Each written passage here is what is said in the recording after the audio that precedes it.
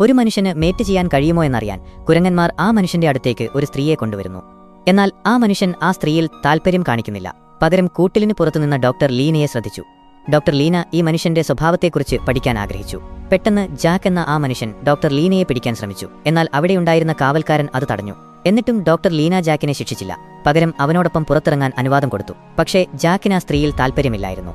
Doctor Leena വരുന്നത് കണ്ടപ്പോൾ Jack നിലത്തിരുന്ന് ചിത്രങ്ങൾ വരയ്ക്കാൻ തുടങ്ങി. അങ്ങനെ അവളുമായി ആശയവിനിമയം നടത്താമെന്ന് അവൻ കരുതി. നിർഭാഗ്യവശാൽ ഡോക്ടർ ലീന അത് ശ്രദ്ധിച്ചില്ല. ആ സമയത്ത് അവിടെ എത്തിയ സയൻസ് മിനിസ്റ്റർ അവളുമായി സംസാരത്തിലേർപ്പെട്ടു.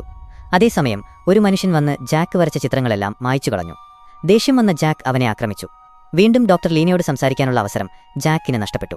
ജാക്കിനെ കൂട്ടിലിട്ടയുടൻ സയൻസ് മിനിസ്റ്റർ നിലത്ത് വരച്ച പാടുകൾ ശ്രദ്ധിച്ചു. പക്ഷെ അയാളൊന്നും പ്രതികരിക്കാതെ വടികൊണ്ട് പതിയെ അത് മായ്ച്ചു കളഞ്ഞു. കൂട്ടിലിനുള്ളിൽ നിസ്സഹായനായിരുന്ന ജാക്കിന്റെ അടുത്തേക്ക് ലീന തിരികെ വന്നു. ജാക്ക് ലീനയുടെ കയ്യിൽ നിന്ന് പേനയും പേപ്പറും തട്ടിയെടുത്തു. കാവൽക്കാർ അവനെ അടിച്ചു. പക്ഷെ അതിനു മുൻപ് ജാക്ക് അവന്റെ പേരെഴുതി. ഇത് കണ്ട ഡോക്ടർ ലീന ഞെട്ടിപ്പോയി.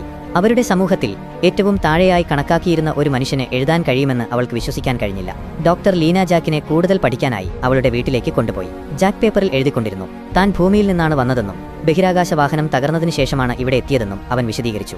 ഇത് കേട്ട് ഡോക്ടർ ലീനയുടെ ഭർത്താവ് ആശ്ചര്യപ്പെട്ടു. അവരുടെ ലോകത്തിൽ ഒന്നും പറക്കാൻ കഴിയില്ലെന്നും അതുകൊണ്ട് ജാക്ക് ഒരു ഭ്രാന്തനാണെന്നും അയാൾ പറഞ്ഞു.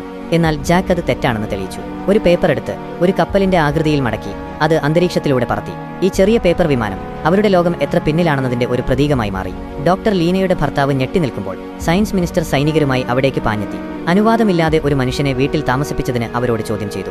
മന്ത്രിയുടെ കണ്ണുകൾ പേപ്പർ വിമാനത്തിൽ പതിഞ്ഞപ്പോൾ അയാൾക്ക് നിയന്ത്രിക്കാൻ കഴിഞ്ഞില്ല. ജാക്ക് എന്തോ വലിയ രഹസ്യം ഒളിപ്പിക്കുന്നുണ്ടെന്ന് കരുതി ജാക്കിനെ ഉടൻ പിടികൂടാൻ കാവൽക്കാരോട് ഉത്തരവിട്ടു. പുതിയ വീഡിയോകൾക്കായി ഞങ്ങളുടെ ചാനൽ സബ്സ്ക്രൈബ് ചെയ്യാൻ മറക്കരുത്.